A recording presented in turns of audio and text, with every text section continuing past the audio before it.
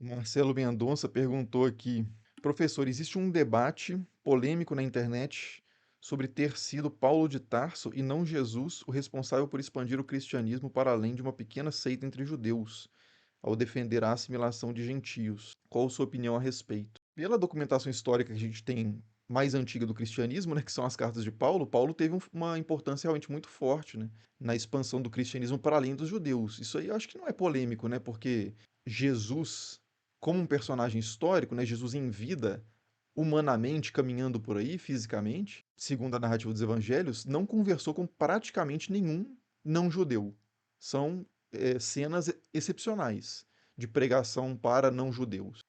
E aí Paulo já tem uma interação muito maior, né, com os chamados gentios, né, que são simplesmente os não-judeus. Mas tem outras figuras também, né? Se a gente for pegar o livro de Atos dos Apóstolos, a gente tem várias figuras ali que são colocadas num contexto de pregação também para não-judeus. André, tem inclusive uns com nome grego mesmo, como André, esqueci o outro agora. E Filipe, né? André e Filipe, acho que aparece no livro dos Apóstolos falando com não-judeus. Então eu acho que não é uma questão específica de Paulo, não. Mas Paulo é a figura, pelo menos a figura mais bem atestada que a gente tem historicamente de pregação para não-judeus. A questão é que por que será que os livros de Paulo, as cartas de Paulo, né, os textos paulinos, foram preservados? Porque a gente tem tantas cartas de Paulo e tem tão poucas cartas de outros autores contemporâneos de Paulo? Será que é porque Paulo de fato foi mais influente ou será que é uma questão meio, sei lá, que num período posterior da história a vertente paulina ganhou mais força de forma que as pessoas vivas buscaram preservar mais os textos paulinos do que outros textos, e a gente acabou perdendo outros textos. Mas se bem que figuras como Eusébio de Cesareia recuperam algumas pessoas como Pápias de Herápolis, né, algumas figuras que estão ali na virada do primeiro para o segundo século, e não recuperam nenhuma carta de, sei lá, de Filipe, carta de André, carta de... Então isso é curioso. O Auro mandou uma contribuição aqui e falou assim: é possível determinar um momento para a formação da Igreja Católica? Essa é uma questão muito controversa, né? Porque tem muita apologética envolvida, assim, né? Algumas pessoas querem colocar o nascimento da Igreja Católica como algo bem tardio para colocar isso como uma corrupção do cristianismo, e outras no ramo também das disputas religiosas, das polêmicas religiosas, que é colocar a Igreja Católica sendo fundada por Jesus Cristo. Aí você tem que ter uma definição mais consensual do que é a Igreja Católica, né? Quais são os elementos necessários para você definir que a partir daquele momento já existe a Igreja Católica. A expressão Igreja Católica é muito antiga, né? É uma expressão usada por personagens ali da patrística nos primeiros séculos, sei lá, segundo século já, tem esse termo Igreja Católica que significa universal, né? Igreja universal. Não aquela, né?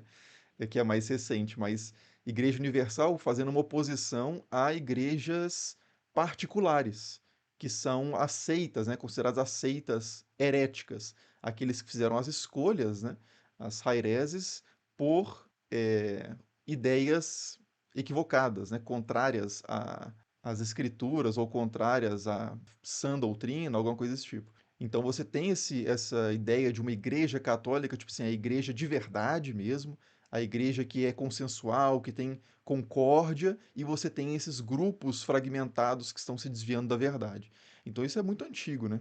Isso é muito antes de ter uma hierarquização assim. Por exemplo, nos tempos em que isso acontece, a figura do Papa não é a figura do Papa tal como a gente a conhece hoje, é uma figura com muito menos autoridade. A figura do bispo de Roma, né? Ele é muito menos distinto dos demais bispos de grandes bispados, de grandes regiões, de grandes cidades como Antioquia, como Alexandria. Então, assim, a estrutura da Igreja Católica vai mudando muito com o tempo, até hoje muda, né?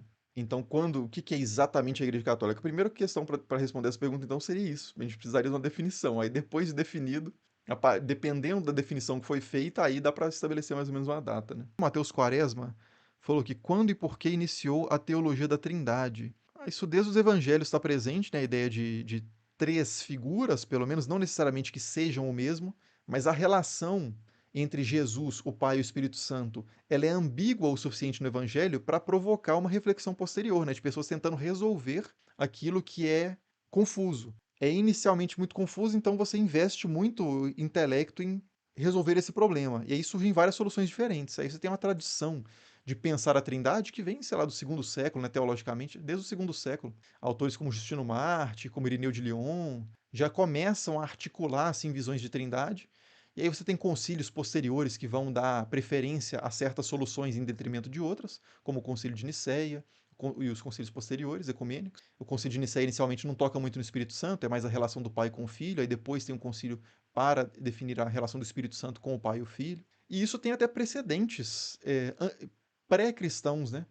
Porque a própria figura de Deus, ela tem um aspecto meio plural também no Antigo Testamento. Se você for pensar a tradição da sabedoria, que é uma espécie de personificação de um atributo de Deus, ela vai ser muito inspiradora para a reflexão sobre o Logos, né, sobre a palavra, o verbo, que é identificado como Jesus ou como Cristo, a segunda pessoa da Trindade. Então, na tradição judaica já há uma espécie de Deus é um, mas você tem figuras que são Deus, mas não são Deus, tipo o anjo do Senhor, né? O anjo de Yahvé é uma manifestação de Yahvé ou é uma entidade criada, subordinada a Yahvé? Porque o anjo do Senhor, né, esse anjo de Yahvé, né, o malar de Yahvé, o mensageiro de Yahvé, ele fala, eu, o Senhor, parará pororô. Né? Ou então alguém recebe uma mensagem do anjo de Yahvé e fala assim, o Senhor me falou.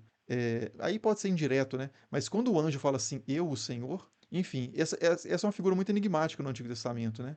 O anjo de Yahvé, o anjo do Senhor, né? Como aparece nas traduções que suprimem, que substituem, né? O nome próprio de Deus por Senhor. Mas já tem precedentes na tradição judaica para esse Deus que é um, mas ao mesmo tempo é mais de um. Mas não exatamente o que vai.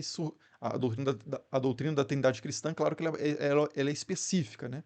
Mas eu estou dizendo assim que a ideia de Deus ser um e mais de um, até no platonismo, né, no neoplatonismo, o um é plural, como é que é?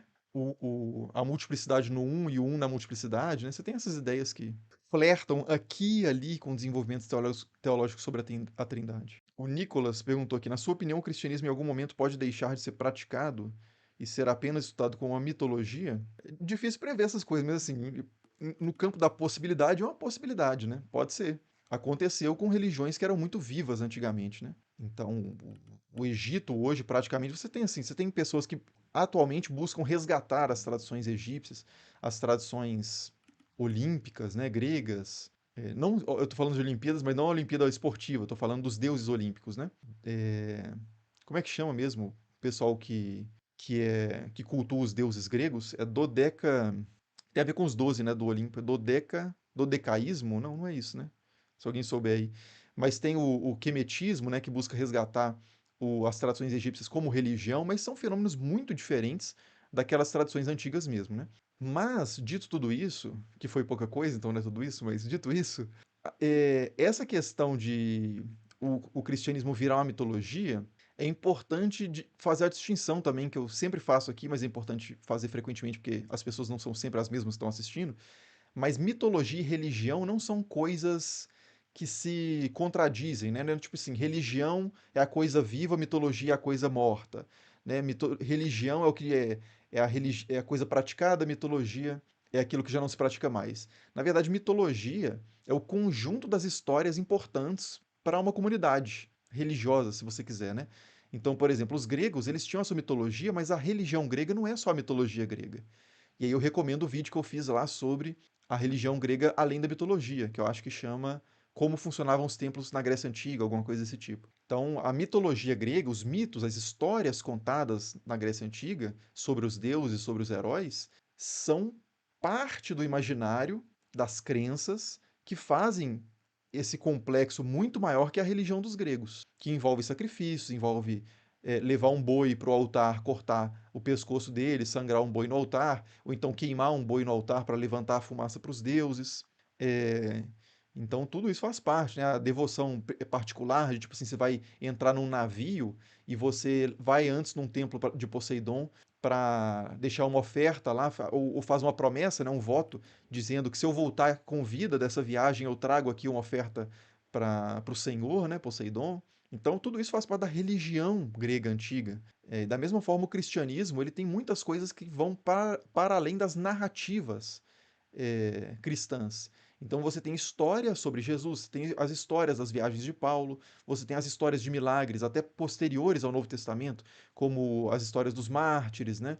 A morte dos apóstolos, a- enfim, até posteriormente, né, São Francisco de Assis e as histórias de São Francisco, é, da história da conversão de São Francisco, que são lidas como coisas devocionais para quem é católico, principalmente franciscanos, enfim. Então você tem essas várias narrativas, essas várias histórias, coisas que se contam, e quando eu digo narrativa, eu não estou querendo dizer invenção, tá? Não estou usando esse vocabulário no sentido pejorativo político que se usa hoje. Ah, isso aí não é verdade, isso é narrativa. Narrativa é narração, né? O que se conta, coisas contadas, o que se narra. Então você tem essa parte narrativa, histórias, e você tem a parte prática, devocional, é, enfim. Então, só para sempre insistir nessa questão, né? Que não é que os cristãos têm religião e os gregos tinham mitologia. Não, os dois têm religião e mitologia, se você quiser, né?